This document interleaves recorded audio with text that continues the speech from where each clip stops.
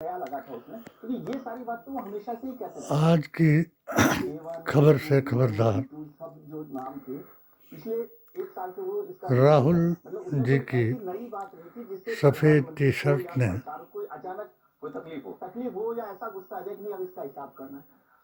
पूरे भारत को जगा दिया और अंधभक्तों को हैरान करा दिया। इतनी ठंड में भी इस टी शर्ट को पहनकर तो ये अनुसंधान इस पर भी करते रहे और तरह तरह की बातें भी करते रहे कि इस टी शर्ट में क्या है,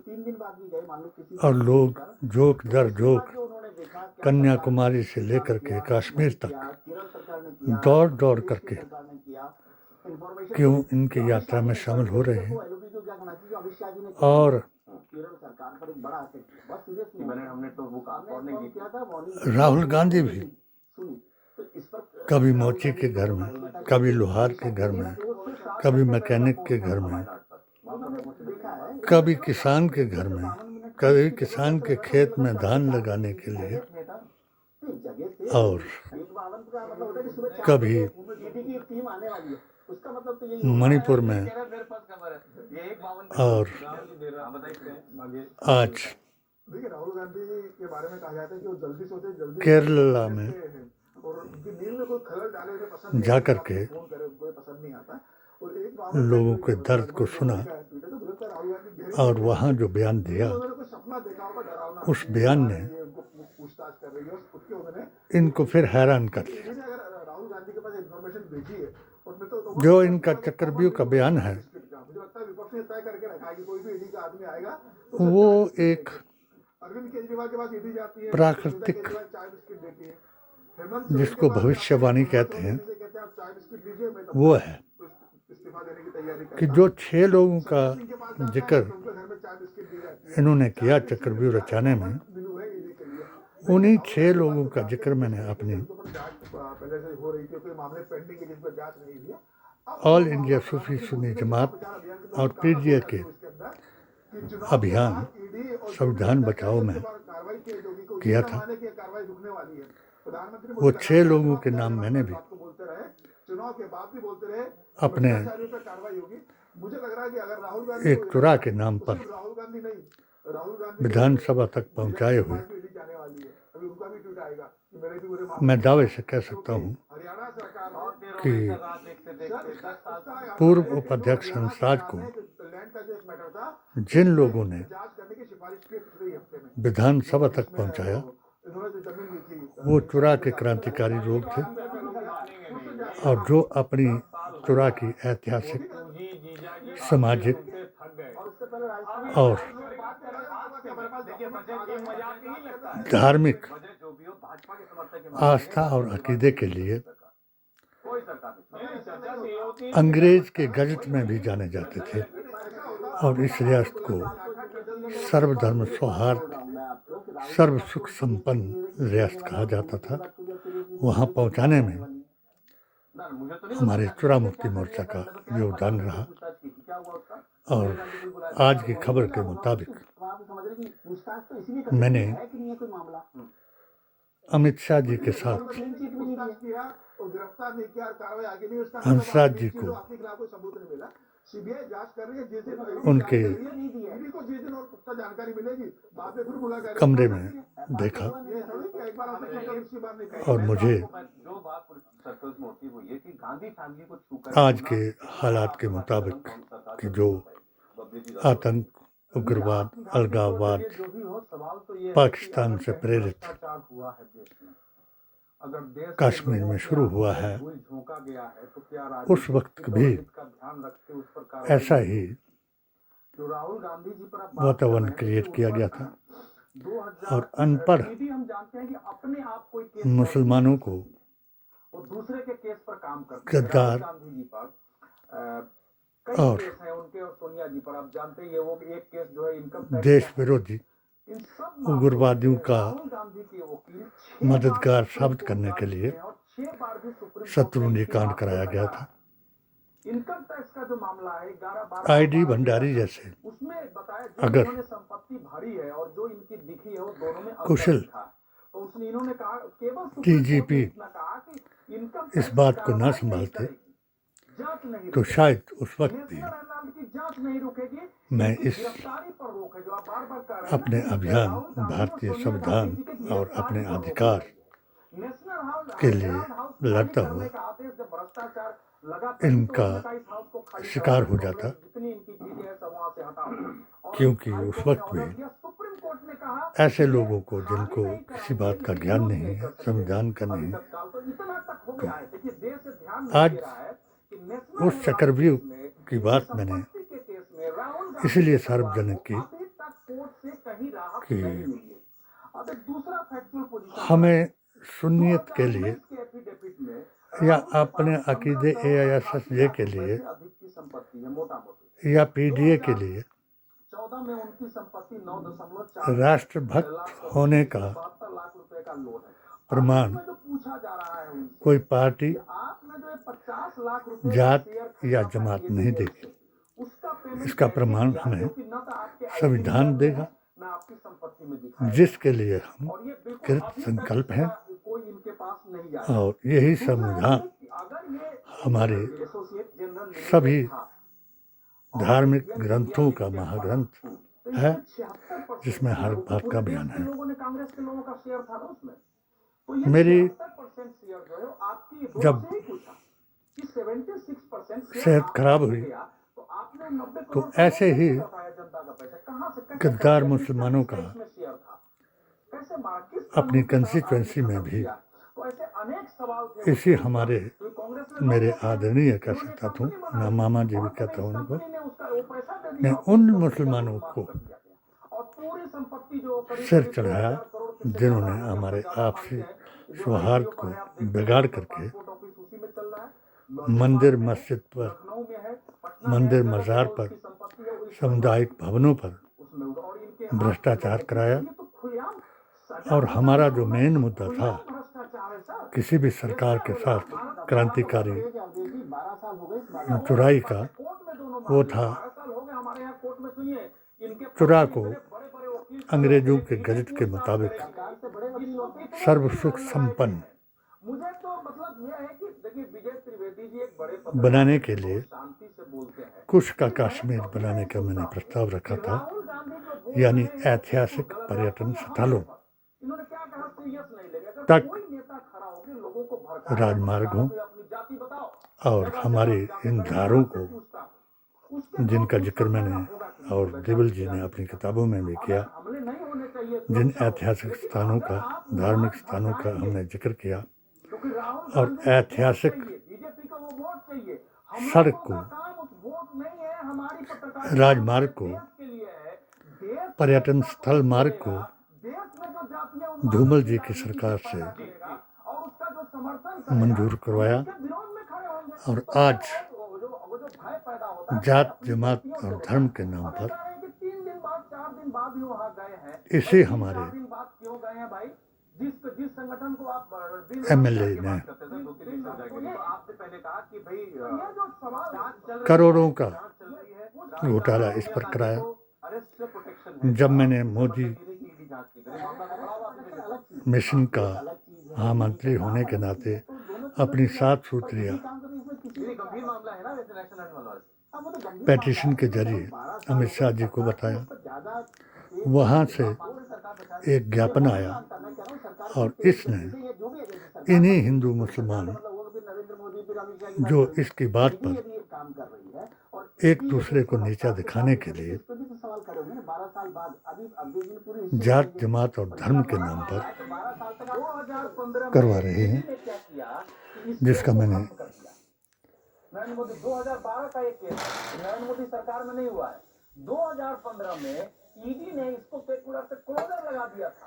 इसी पर सुब्रमण्यम स्वामी ने सरकार पर क्वेश्चन किया, दोबारा लोग कहे, कोर्ट ने कहा नहीं, क्लोजर नहीं लगा, केस चलेगा। मोदी सरकार ने क्लोजर कैसे लग गया? तो वही तो 2015 में सवाल तो यही है। वही तो मैं पूछ रहा था इनसे, सरकार बचाती है क्या गांधी फैमिली को? मैं सरकार को, जब आप यात्री, जब सरकार को भी जानते हैं, आप गांधी फैमिली को भी जानते हैं निकट से, निकट से जानने से क्या होता है, आप केस चला ही रहे हैं ना, सरकार का हमला उस पर चल ही रहा है लंबे समय से गांधी परिवार को लेकर। कोई नई तो है नहीं, दोनों में जो अदावत है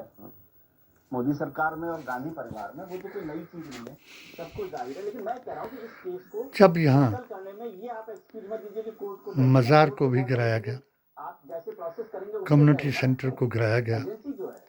और इन्वेस्टिगेशन मेरी एजेंसी, असफलता के कारण उस पर फास्ट झूठे वीडियो ऑडियो जारी करके पुलिस वालों तक से मुझे सन की बूढ़ा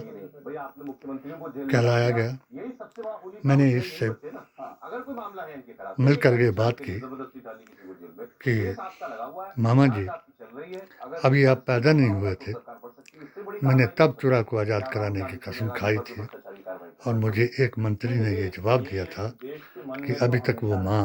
पैदा नहीं हुई जो यहाँ एमएलए को जन्म देगी। मेरा वही संकल्प चलता रहा और वो वक्त आ गया और मैंने जब अपने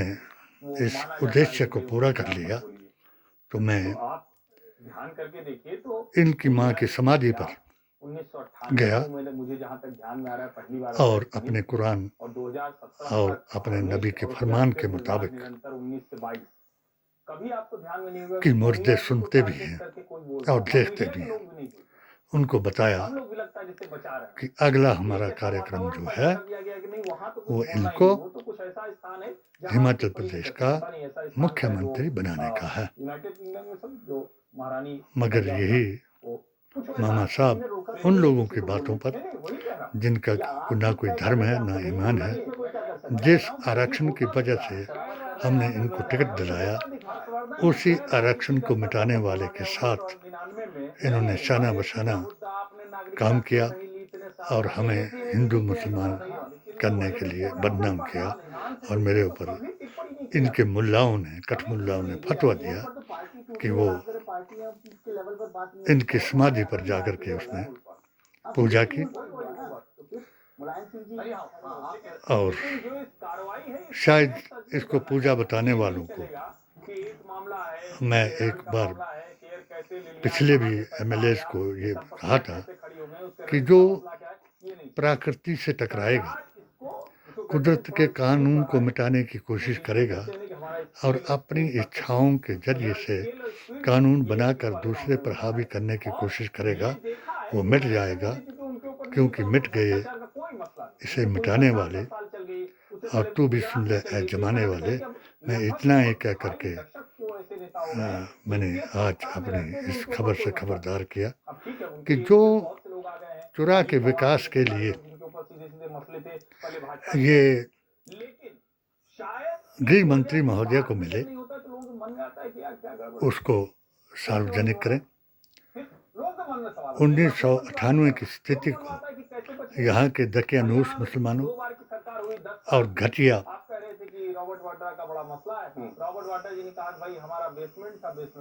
हिंदुओं यानी गोरसेवादी हिंदू से ऐसा न करें, क्योंकि अब भी कश्मीर में वैसा ही चल रहा है कि जो लोग आतंकियों, उग्रवादियों, अलगाववादियों को पनाह देते हैं वो लोग हजूर अकरम सल्लल्लाहु अलैहि वसल्लम के मुताबिक मुसलमान हैं ही नहीं। उन गद्दारों को शरण न दी जाए और उनकी बातों में आपस में भेदभाव पैदा ना किया जाए और किसी भी जात, जमात और धर्म के नाम पर संविधान का सर्टिफिकेट लेकर के आगे बढ़ें और अपना कर्तव्य निभाएं। और जो एक गांधी अवतार ने अभियान चलाया हुआ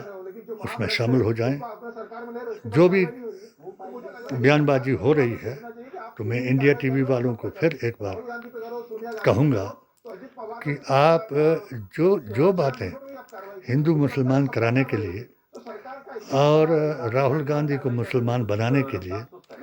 या नेहरू गांधी खानदान और मुसलमान को बदनाम कराने के लिए बार बार उजागर करते हैं और उन बातों को छुपा लेते हैं कि भाई किसी ने बोल दिया राहुल गांधी को कि आपको खतरा हो गया। हमें पता है 7 बार तो मैं एक खाकसार हूँ, जमीन से मिला हुआ। अभी तो मैं अस्वस्थता के कारण अपनी जनसभाओं में अपनी उनमें जा नहीं सकता हूँ। 7 बार तो मुझ पर हमला हुआ चलिए उसकी मीटिंग बुला करके ईडी को और इन्हीं कहा जा सकता है। गद्दारों से करवाया गया कि जो जात, जमात और धर्म के नाम पर लोगों को बांट रहे हैं और यहाँ तक कि खुदा को भी बांट रहे हैं, भगवान को भी बांट रहे हैं, रंग और नस्ल के आधार पर सबको मुसलमानों के जिम्मे लगा रहे हैं और राहुल गांधी को मुसलमानों का लीडर बता रहे हैं। ऐसा कुछ नहीं है। राहुल गांधी जो हैं वो महात्मा गांधी की याद दिला रहे हैं और ये गोरसेवादी बन करके सबको डरा रहे हैं। इसमें कोई शक नहीं है। किसी को शक हो तो जिस तरीके से मैंने इंडिया टीवी वालों को उस वक्त मैंने मेरे 14 फतवे जो थे राष्ट्र हित में, जो सबसे पहला परिवार नियोजन पर था और 3 तलाक मुता हलाला और उसमें राम मंदिर के पक्ष में था, इन्होंने उस वक्त उनको उलझाया, उन मुसलमानों को जिनको ना कुरान, ना नबी का फरमान और ना अपने संविधान का पता है, उनको उलझा करके मेरे ऊपर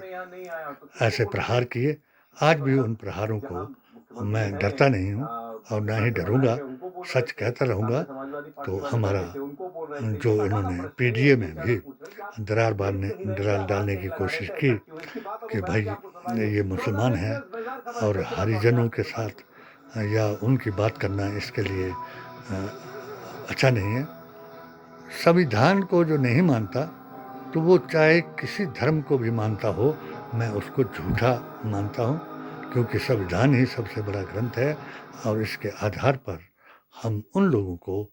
अलविदा कहने के लिए तैयार हैं। और ये बात कहने के लिए जो हमें इमाम हुसैन ने करबला के मैदान में कही कि ना की ना अहल की इक्तदा सर सजदे में कटा दिया, इसी को कहते हैं अकीदा शेख, जो तुझे इमाम हुसैन ने बता दिया। इसलिए मर्गे कत्ले हुसैन आखिर मर्गे यजीद था कि होता है इस्लाम जिंदा हर करबला के बाद।